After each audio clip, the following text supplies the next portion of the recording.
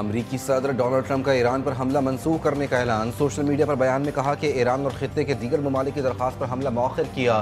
حملے کی منسوخی فوری معاہدے سے مشروط ہوگی۔ جلد معاہدہ طے پا گیا تو حملہ نہیں ہوگا۔ معاہدے کی صورت میں آبدۂ ہرمز فوری، مکمل اور مستقل طور پر کھولی جائے گی۔ معاہدے میں ایران کے جوہری پروگرام کے خاتمے کی شرط بھی شامل ہوگی۔ ہر کوئی معاہدے پر کام کرے اور اسے پایۂ تکمیل تک پہنچائے۔ اسرائیل نے بھی حملہ مؤخر کرنے پر اتفاق کیا ہے۔ مزید کہا، امریکہ ایران کے خلاف کارروائی کے لیے مکمل طور پر تیار ہے۔ ایران کے خلاف کارروائی کا اختیار ہمارے پاس موجود ہے۔ سعودی ولی عہد اور امریکی صدر کے درمیان ٹیلی فونک رابطہ۔ امریکی ویب سائٹ کا دعویٰ۔ رپورٹ کے مطابق سعودی ولی عہد نے ایران پر امریکہ کی جانب سے بڑے حملوں کے منصوبے پر تشویش کا اظہار کیا۔ سعودی ولی عہد نے ٹرمپ سے مطالبہ کیا ہے کہ کشیدگی میں کمی لائیں، حملوں سے گریز کریں۔ رپورٹ میں دعویٰ کیا گیا ہے کہ قطر، متحدہ عرب امارات، ترکیہ اور پاکستان بھی امریکہ پر زور دے رہے ہیں کہ کشیدگی کم کی جائے۔ اسلامی جمہوریہ ایران نے پاکستان، سعودی عرب اور ترکیے سے رابطہ کر کے امریکہ کو مزید حملوں سے خبردار کر دیا۔ ایرانی میڈیا کے مطابق ایرانی وزیر خارجہ عباس اراغچی نے فیلڈ مارشل سید عاصم منیر سے ٹیلی فون پر رابطہ کیا اور خطے کی مجموعی صورتحال پر تبادلہ خیال کیا۔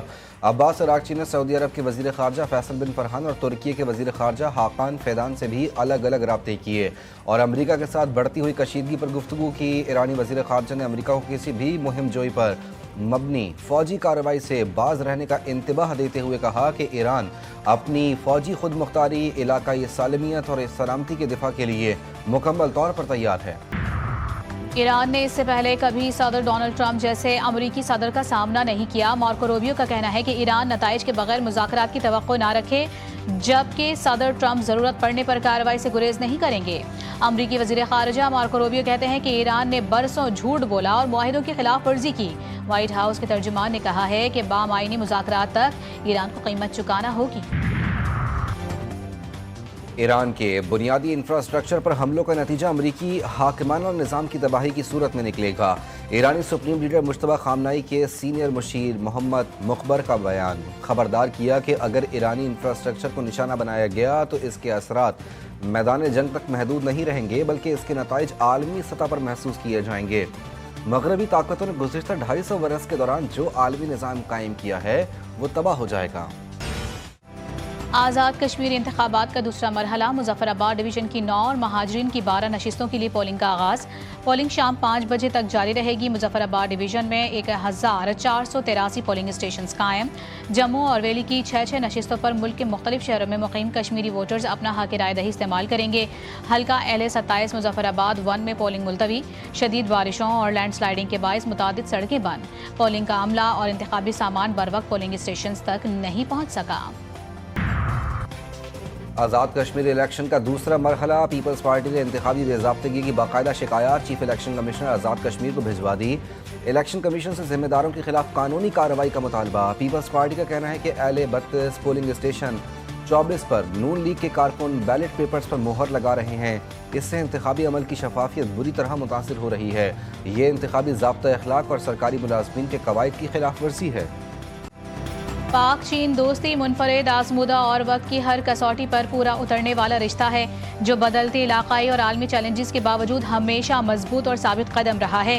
فیلڈ مارشل عاصم منیر کا GHQ میں عوامی جمہوریہ چین کی پیپلز لبریشن آرمی کے قیام کی 99ویں سالگرہ کی تقریب سے خطاب۔ ISPR کے مطابق چین کے سفیر ژیانگ زائی ڈونگ نے مہمان خصوصی کی حیثیت سے شرکت کی۔ پاک مسلح افواج کے سینئر افسران بھی موجود تھے۔ DGISPR کی سمر انٹرنشپ 2026 میں طلبہ کے ساتھ خصوصی نشست، قومی سلامتی، دہشت گردی اور سوشل میڈیا کے ذمہ دارانہ استعمال پر تفصیلی گفتگو۔ DGISPR نے طلبہ کے سوالات کے مدلل اور مفصل جوابات دیے۔ طلبہ اور طالبات کا کہنا تھا کہ مس انفارمیشن، ڈس انفارمیشن، پروپیگنڈا اور غیر مصدقہ خبروں سے بچاؤ کے حوالے سے مؤثر رہنمائی فراہم کی گئی۔ DGISPR کی جامع اور معلوماتی گفتگو نے قومی سلامتی سے متعلق متعدد غلط فہمیوں اور ابہام کو دور کیا۔ حکومت خسوچ کړی دی، به دا خسوچ دی چې وړې وړې صوبې جوړې شي نو ټولو ته به ریلیف ملاوي. دې سره به عوامو ته ریلیف ملاویږي خامخا، ځکه چې اوس صوبه 4 صوبې دي نو دا خو مشکله باندې دوی رسېږي نه. بالکل نئے صوبے بننے چاہیے انتظامی بنیادوں پہ، اور کیونکہ ملک کی آبادی بڑھتی چلی جا رہی ہے۔ خیبر پختونخوا کے شہریوں نے انتظامی بنیادوں پر مزید صوبوں کے قیام کی حمایت کر دی. کہتے ہیں پاکستان کو فعال ریاست بنانے کے لیے نئے انتظامی یونٹس کا قیام ناگزیر ہو چکا ہے. صوبوں کی تعداد میں اضافے کے حوالے سے حکومتی سوچ ایک مثبت قدم ہے جس سے عوام کو زیادہ سہولیات اور ریلیف فراہم کیا جا سکتا ہے. رجحان میں مضر صحت کھانا کھانے سے 37 افراد کی حالت غیر، ایک بچہ جاں بحق ہو گیا. تمام افراد نے سوئیاں کھائیں جس کے بعد ان کی طبیعت بگڑ گئی. متاثرہ تمام افراد کا تعلق ایک ہی خاندان سے ہے. پولیس کی تحقیقات جاری. کراچی والوں کے لیے اچھی خبر، شہر میں 24 گھنٹوں کے دوران گرج چمک کے ساتھ بارش کا امکان. ہلکی سے درمیانی شدت کی بارش متوقع. سندھ کے جنوبی اور جنوب مشرقی علاقوں میں بارش برسانے والے بادل موجود. صبح سویرے قائد آباد، ملیر اور گلستان جوہر سمیت مختلف علاقوں میں ہلکی بارش اور بوندا باندی. حیدرآباد کے مختلف علاقوں میں بھی ہلکی اور تیز بارش. بدین، میرپور خاص، ٹھٹا، سجاول، تھر پارکر، مٹیاری اور سانگھڑ میں ہلکی اور تیز بارش سے گرمی کا زور ٹوٹ گیا. مختلف علاقوں میں بجلی کی فراہمی معطل ہو گئی. ملک کے مختلف علاقوں میں مانسون بارشوں کا سلسلہ وقفے سے جاری. نشیبی علاقے زیر آب، شہری علاقوں میں اربن فلڈنگ اور پہاڑی علاقوں میں لینڈ سلائڈنگ کا خدشہ برقرار. محکمہ موسمیات نے آئندہ 24 گھنٹوں کے دوران کئی علاقوں میں مزید بارش کی پیشگوئی کر دی. متعلقہ اداروں کو ممکنہ ہنگامی صورتحال سے نمٹنے کے لیے الرٹ رہنے کی ہدایت. کراچی کے مختلف علاقوں میں گیس کی بو پھیلنے کی شکایات. ایس ایس جی سی کا بیان سامنے آ گیا. ترجمان کا کہنا ہے کہ سسٹم کے تمام پریشرز معمول کے مطابق ہیں. کوئی گیس لیکیج رپورٹ نہیں ہوئی. گیس کی بو صرف ٹیسٹنگ کے دوران کیمیکل کے اضافے سے پیدا ہوئی. صارفین اطمینان کے ساتھ اپنے معمول کے کام جاری رکھیں. پرو میں ناسکا لائنز کی سیر کے لیے جانے والا چھوٹا سیاحتی طیارہ گر کر تباہ. حادثے کے نتیجے میں 13 سیاح ہلاک، 11 مسافر اور عملے کے 2 ارکان شامل. طیارہ مقامی وقت کے مطابق دوپہر 1 بج کر کچھ دیر بعد پسکو ایئرپورٹ سے پرواز بھرنے کے فوراً بعد حادثے کا شکار ہوا. حادثے کی وجوہات جاننے کے لیے تحقیقات کا آغاز کر دیا گیا. کراچی کے ساحل پر یوم شہداء سندھ پولیس کے موقع پر 5 کلومیٹر ریس کا انعقاد. 5000 سے زائد افراد نے شرکت کی. Karachi police chief Azad Khan, D I G traffic سمیت خواتین اور بچوں کی بڑی تعداد نے ریس میں حصہ لیا.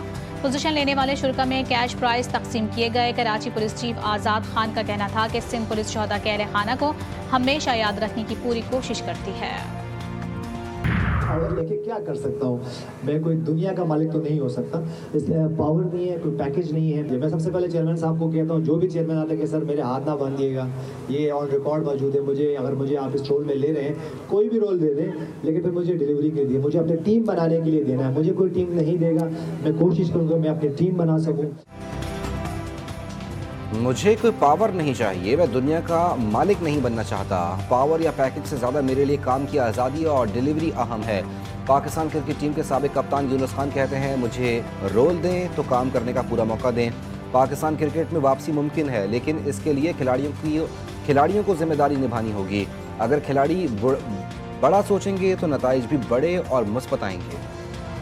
اور برصغیر کے عظیم صوفی بزرگ حضرت سید علی بن عثمان الحجویری المعروف داتا گنج بخش رحمۃ اللہ علیہ کے 983ویں عرس مبارک کا آغاز. ملک بھر اور بیرون ممالک سے آنے والے ہزاروں عقیدت مند داتا دربار پہنچ گئے. دربار شریف پر فاتحہ خوانی اور خصوصی دعاؤں کا سلسلہ جاری. زائرین کی سہولت اور سیکیورٹی کے لیے بھرپور انتظامات.